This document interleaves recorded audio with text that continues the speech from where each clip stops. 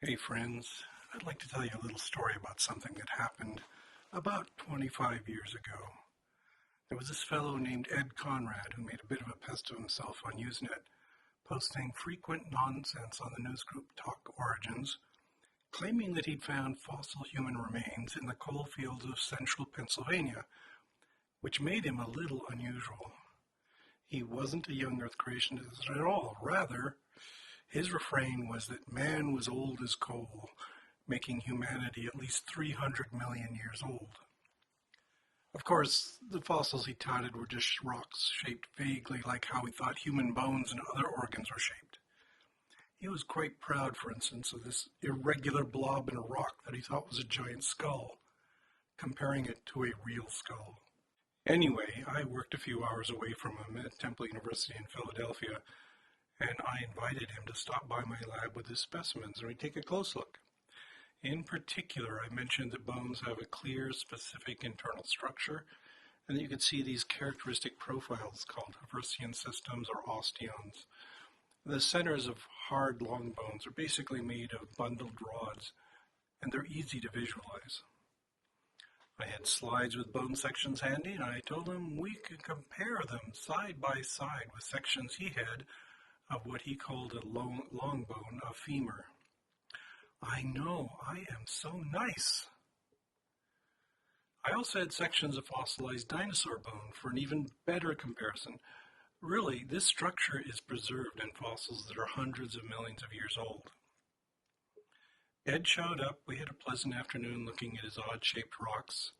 He proudly showed off his fossilized testicle, fossilized gallbladder, and fossilized penis. And we put his section material in the microscope and took photos. Here's what they look like. Sorry to say, they look nothing like bone. They look like jumbled, fractured, rocky concretions. That day, Ed looked chagrined and disappointed and admitted that I dealt with him fairly and given him a fair shot to test his claims, and that what he had brought failed the test. That day. You'll have to wait until I finish my second story to find out what he said on the second day. Because now I want to talk about Roger Spurr of Mudfossil University. He's Ed Conrad's intellectual inferior. And he has a YouTube channel with 97,000 subscribers. Like Conrad, his gimmick is to wave his hands at anything that looks vaguely similar in shape to something biological and claim it is a remnant of some antediluvial being. He is so stupid and deluded that it was physically painful to watch one of his idiotic videos. Did I mention the 97,000 subscribers? Really, all of you had better click on the subscribe button for my channel, because that just isn't right. So let's see a bit of one of his videos. Okay, my friends, Roger, Mudfossil University. When I first started this, I found everything was coated with a layer of what we now know as fascia. They call it feldspar. Well, what it is it's a fabric that coats organs. This is a lung. It's been DNA certified, CAT scan, anatomist, yada, yada, yada, yada, yada. That's not a lung. It looks nothing like a human lung. Let me tell you, my cell biology lab is right next to our human anatomy lab, and more than once I've gone into our shared prep room and opened a refrigerator to see a pair of lungs or some other organ from a human cadaver laid out on top of the crisper drawer. No, that is not a lung, not even a fossilized lung. It's a child's fantasy of what a lung looks like, drawn in crayon. It's also not coated in fascia. That's simply weathering we're looking at. But then he goes on with more nonsense. This is what happens at the abdominal cavity when you are first developing as what they call a blastula. It's a ball of cells. And it goes out like that, and then it goes blip inside. And then you get a seam here. You see this seam? There's a seam here. When you're done, that seam attaches and it welds. There's a weld here. See, it actually welds itself together. In the mud fossils, when they dry out, it snaps. And there's a tiny little seam right there in your abdomen. Nope, he's got it all wrong. That is a diagram of a gastrula, which is roughly spherical, and that gap he's pointing at becomes the anus in us vertebrates, not a ventral seam. He's not even close on the arrangement of tissues or the topology of the embryo, yet he says everything with such confidence, when clearly he doesn't have a lick of education, has never studied embryology or anatomy. It reminds me that con man is short for confidence man, and that's what he is. That is not an abdominal cavity. You don't have a seam where he claims you do. At least not one you can trace back to a gap in a gastrula embryologically. That it's impossible for someone to have carved these, or for them to be accidentally have this tiny little seam. What? No, he's trying to set you up, claiming it's impossible to carve a tiny little seam in a rock so that they can show you a rock with a seam in it as evidence that it wasn't carved. That's nonsense. A sculptor can put all kinds of amazing detail in a sculpture, including seams. He's a blithering coconut. Get ready, because I'm going to show you a cave. We're going to start going into all the caves. Caves are body cavities, case closed. Somebody might have dug some, but most of them are body cavities. They could be digestive systems, they could be stomachs, they could be hearts, they could be lungs, they could be kidneys, they could be blood vessels, they could be brain cavities, they could eyeballs. I'm going to show you 10. Apparently, this Bloom believes that every geological cavity and protuberance is a piece of a deceased giant, instantly and permanently petrified at the instant of death. Okay, I told you, get ready. Now get ready, here it comes. Bada boom. That, my friends, is a vagina. And you're going to say, oh, Roger, come on. Somebody must have carved that. I said, no, don't you forget the seam we talked about. You see that? That is a vagina. And I understand, I'm pretty good with vaginas. Contrary to his assertion that he knows his way around a vagina, he's dead wrong. Vaginas are typically part of a whole person, are surrounded by muscles and flesh and bones, with limbs nearby and an abdomen above, and a complete torso containing complex organs. It is rank absurdity to see an open tube in the landscape and declare it to be a vagina. What makes this even more absurd is that I looked up this cave.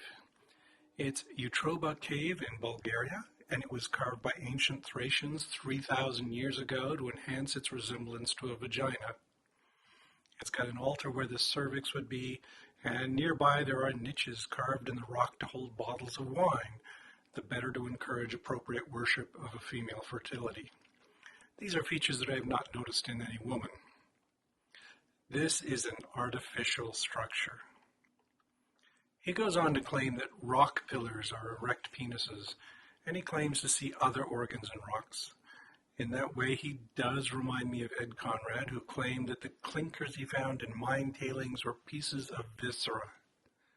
I asked him flat out if he imagined that all these remains of people he found were fragments of a catastrophe, a great explosion that sent gibs flying everywhere, with shattered people broken to gooey bits, yet with the pieces retaining enough integrity to still look like kidneys or brains or intestines or genitals, and he insisted that's exactly what they were.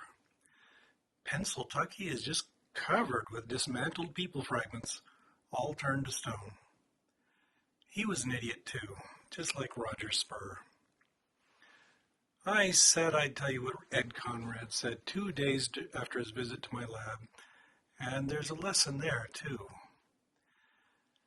He didn't accept my gracious offer of my facilities to make a detailed examination of his specimens.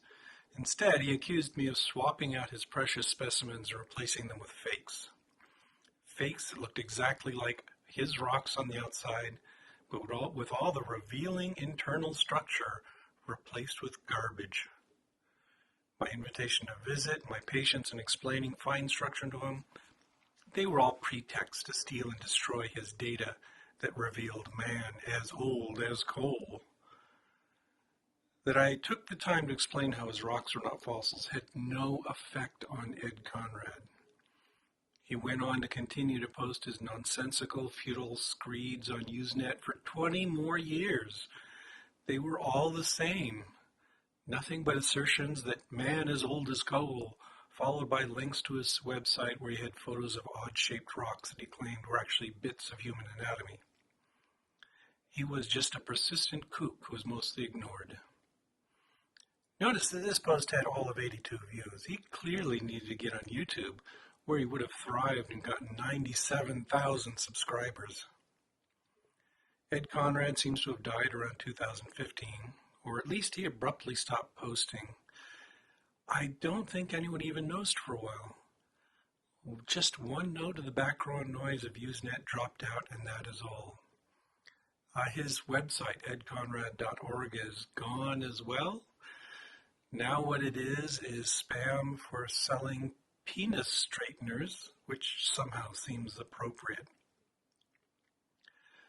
I suspect that will be Roger Spurr's fate too. One day he'll just drop off the internet. No one will care or mourn, and he definitely won't have made any impression on the scientific community. Sad to say, that's the fate of most of us. So don't look at your subscriber count as validation. It's the quality of your ideas that matter, and I'm afraid Roger is just a silly old fool, drunk on ignorance and arrogance. Well, that was depressing. If you really want depressing, though, take a look at the YouTube comments on Roger's videos. There is so much fawning and simpering and praise for fatuous nonsense, and not a bit of criticism. I suspect that Roger rather thoroughly filters all comments, allowing only those that reinforce his fantasy world of working away on science at Mudfossil University. Okay, well, I'll leave you here with some shots of where I work. A real university, University of Minnesota Morris, overlaid with a list of my patrons. Can we get that number up to 97,000 sometime too? That would be kind of helpful. Anyway, so I just went out and took a few shots in the cold. It's getting kind of bitter out there right now. But still, look at these wonderful people. Be like them. Subscribe to my Patreon. Patreon.com/PZMyers. Easy to find. And we will talk to you next week, I hope with something a little less inane than Mudfossil University.